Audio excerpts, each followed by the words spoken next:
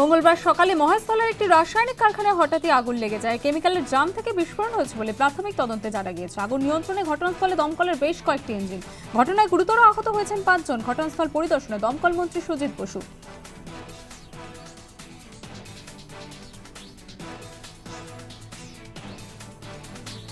বাদল অধিবেশনের দ্বিতীয় দিনেও পেগাসাসের মাধ্যমে নজরদারি ইস্যুতে উত্তাল সংসদ। কেন্দ্রীয় স্বরাষ্ট্রমন্ত্রীর ইস্তফা দাবি করল বিরোধীরা। বারবার হট্টগোলে ব্যাহত লোকসভা এবং রাজ্যসভার অধিবেশন। কেন্দ্রের বিরুদ্ধে শোয়ার ঘরে নজরদারি করার অভিযোগ কংগ্রেসের। বিবৃতি দিয়ে কংগ্রেস জানিয়েছে এটা বিশ্বাসঘাতকতা। জাতীয় নিরাপত্তাকে বিপাকে ফেলল মোদীর সরকার, কারণ এক্ষেত্রে বিদেশি সংস্থাও এই নথিগুলো হাতে পেতে পারে।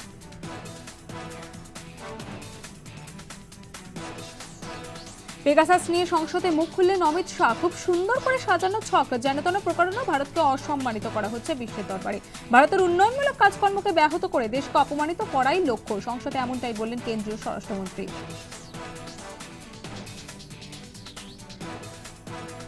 করোনাকালে সাধারণ মানুষের পাশে দাঁড়াতে কেন্দ্রীয় সরকার সদর্থক ভূমিকা নিয়েছে। বিনামূল্যে রেশনের ব্যবস্থা করেছে। রাজ্যসভায় বক্তব্য রাখতে গিয়ে মঙ্গলবার বললেন বিজেপির রাজ্যসভার সাংসদ স্বপন দাশগুপ্ত। কিন্তু স্বপনবাবুর বক্তব্যের সময় বিরোধীরা লাগাতার বাধা দিতে থাকেন।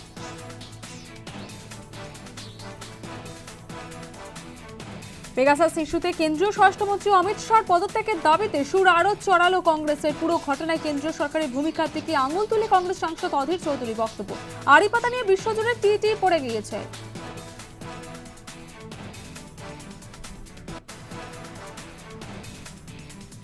সৌগত রায় যে রাজনৈতিক দল করেন, এই মুহূর্তে তার দল যে সরকার পরিচালনা করছে সেই সরকারের কোনো পদস্থ আধিকারিককে ফোন করলে তারা বলেন যে হোয়াটসঅ্যাপ ফোন করুন। পেগাসাস কাণ্ড নিয়ে শাসক দলকে কটাক্ষ করলেন বিজেপি নেতা শ্রমিক ভট্টাচার্য।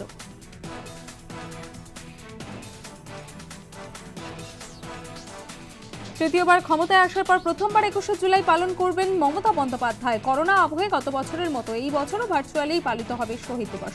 দুপুর 2টায় কালীঘাট থেকে বক্তব্য রাখবেন মুখ্যমন্ত্রী। 2024-এর লোকসভা ভোটকে নিশানা করে দেশের কলকাতার পাশাপাশি ভিন রাজ্যেও জায়ান্ট স্ক্রিনে মমতা বন্দ্যোপাধ্যায়ের বক্তৃতা শোনানো হবে।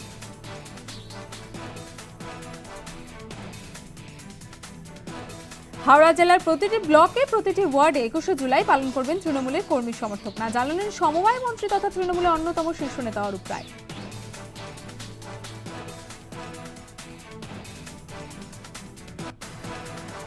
2রা মের পর থেকে রাজ্যে 38 জন বিজেপি কর্মী খুন হয়েছে। মৃত কর্মীদের শ্রদ্ধার্ঘ্য জানাতে 21শে জুলাই উদযাপন করবে বিজেপি।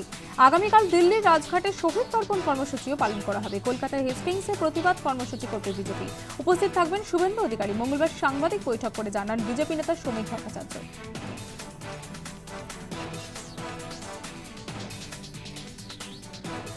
তৃণমূল কংগ্রেসের 21শে জুলাই পাল্টা কর্মসূচি নিয়েছে বিজেপি। বুধবার রাজ্য জুড়ে জেলায় জেলায় শহীদ দিবস পালন করবে বিজেপি। বিজেপির মালদা জেলা সভাপতি গোবিন্দচন্দ্র মণ্ডল জেলা বিজেপি কার্যালয়ে সাংবাদিক বৈঠক করে জানান মালদা জেলায় আক্রান্ত হয়েছে বিজেপির 5 জন।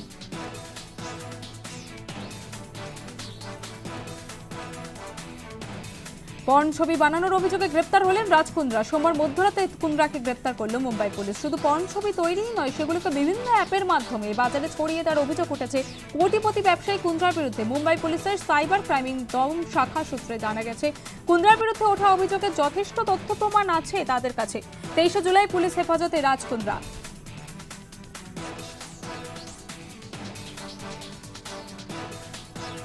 মাধ্যমিকের ফল প্রকাশ করল পশ্চিমবঙ্গ মধ্যশিক্ষা পর্ষদ। এবছর মাধ্যমিকে 100% পাস, জানালেন মধ্যশিক্ষা পর্ষদের সভাপতি কল্যাণময় গঙ্গোপাধ্যায়।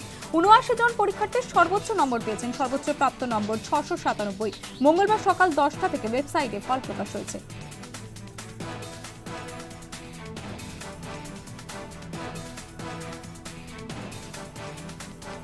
দেশে কমছে সংক্রমণ। স্বাস্থ্য মন্ত্রকের রিপোর্ট অনুযায়ী মঙ্গলবার শেষ 24 ঘন্টায় দেশে করোনা আক্রান্ত হয়েছেন 30,093 জন, গত 4 মাসের মধ্যে যা সর্বনিম্ন। 24 ঘন্টায় দেশে মৃত্যু হয়েছে 374 জনের। দেশে করোনাকে হারিয়ে সুস্থ হয়েছেন 45,254 জন।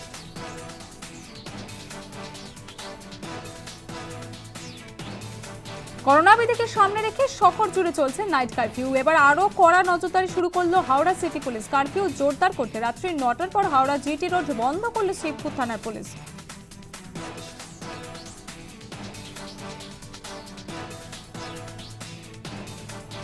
দীঘার পর এবার পর্যটন কেন্দ্র বকখালিতেও জারি হলো বিধিনিষেধ। বকখালি প্রশাসনের তরফে জানানো হয়েছে কোভিড নেগেটিভ রিপোর্ট ছাড়া এখানে প্রবেশ করা যাবে না।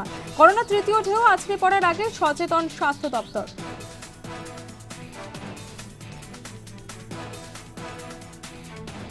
ভারত বাংলাদেশ সীমান্ত থেকে সন্দেহভাজন এক বাংলাদেশি মহিলাকে আটক করে পুলিশের হাতে তুলে দেয় বিএসএফ এর জওয়ানরা। সূত্রে খবর, মহিলার নাম বর্ণা শিরিন শেখ, বয়স আনুমানিক 24 বছর। নদিয়া ধানতলা থানার অন্তর্গত ঝড়পাড়া সীমান্তবর্তী এলাকায় ওই মহিলা বেআইনিভাবে ভারতে প্রবেশ করার চেষ্টা করছিলেন। কোনো বৈধ নথি না দেখাতে পারায় তাকে আটক করে ধানতলা থানার পুলিশের হাতে তুলে দেয় বিএসএফ জওয়ানরা।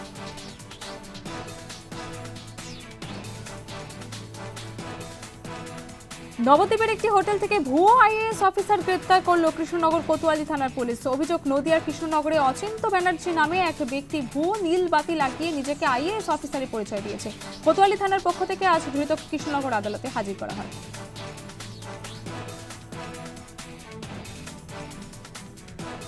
নেশার থেকে বচসার জেরে বন্ধুর হাতে ছুরিকাহত বন্ধু। ঘটনাটি ঘটেছে হরিদেবপুর থানার অন্তর্গত কালীপদ মুখার্জি রোডে। অভিযোগ, সৌম্যদীপ সমাদ্দার নামের একজন যুবককে ছুরি মারে অয়ন ভট্টাচার্য নামে তারই এক বন্ধু।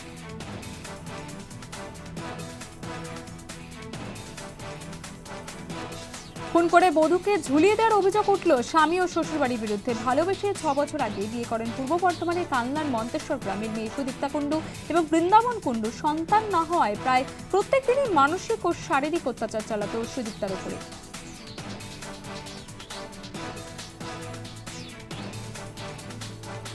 এক ব্যক্তির ঝুলন্ত দেহ উদ্ধারকে ঘিরে চাঞ্চল্য ছড়ালো এলাকায়। ঘটনাটি ঘটেছে কাকসার সুলপুনি এলাকায়। পরিবারের সদস্যরা জানিয়েছেন, সোমবার গভীর রাতে ওই ব্যক্তিকে ঝুলন্ত অবস্থায় দেখতে পায় পরিবারের সদস্যরা।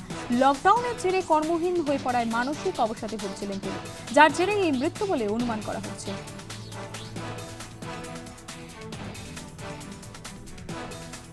এলাকা দখলকে কেন্দ্র করে গুলিবিদ্ধ এক তৃণমূল কংগ্রেস কর্মী। কোচবিহারের দিনহাটা মহকুমার গীতালদাহ 1 নম্বর গ্রাম পঞ্চায়েত এলাকার ঘটনা। আহত তৃণমূল কর্মী সাহেব মিয়া দিনহাটা মহকুমা হাসপাতালে চিকিৎসাধীন। এ বিষয়ে তৃণমূল নেতা তথা জেলা পরিষদের কর্মাধ্যক্ষ নূর আলম হোসেনের অভিযোগ, গীতালদাহ 1 নম্বর গ্রাম পঞ্চায়েতের প্রধান আবু আল আজাদ নেতৃত্বে গুলি চালানো হয়েছে। অভিযোগ অস্বীকার করেছেন আবু আল আজাদ।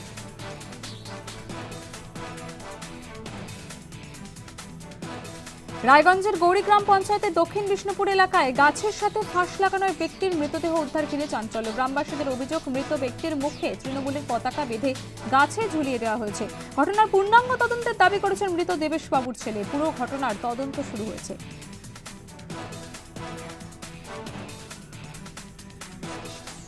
ঘুমের মধ্যেই সাপের কামড়ে মৃত্যু হলো এক মহিলার। শান্তিপুর পৌরসভার অন্তর্গত বাইগাছি সেনপাড়া এলাকার ঘটনা। কাঞ্চনা বিশ্বাস নামের মহিলা রাতে ঘুমের মধ্যেই অনুভব করেন তাকে কোনো পোকামাকড়ে দংশন করেছে। এরপরই তার চিৎকার শুনে পরিবারের লোকজন দেখেন তাকে সাপে কামড়েছে। তড়িঘড়ি শান্তিপুর স্টেট জেনারেল হাসপাতালে নিয়ে গেলে সেখানেই তার মৃত্যু হয়।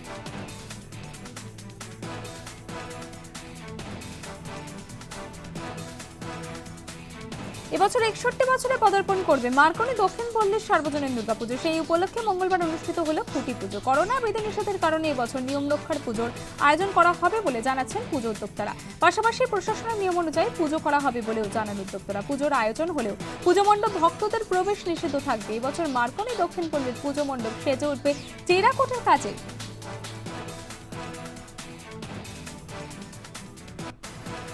টোকিও অলিম্পিক্সের প্রস্তুতি নেমে পড়েছে ভারতীয় দল। তীরন্দাজি, বক্সিং, জিমন্যাস্টিক, সাঁতার অনুশীলন এরিয়ার প্রস্তুতি দেখা যায় মেরিকম, দীপিকা কুমারী, প্রণতি নাইকদের। তীরন্দাজি ইভেন্ট প্রথম দিন থেকেই শুরু হয়ে যাচ্ছে। দীপিকা ছাড়াও অতনু দাস, তরুণদীপ রাইটরা পদক জয়ের দাবিদার। তাদের অনুশীলনের ছবিও দেখা গেল স্পোর্টস অথরিটি অফ ইন্ডিয়া টুইটারে।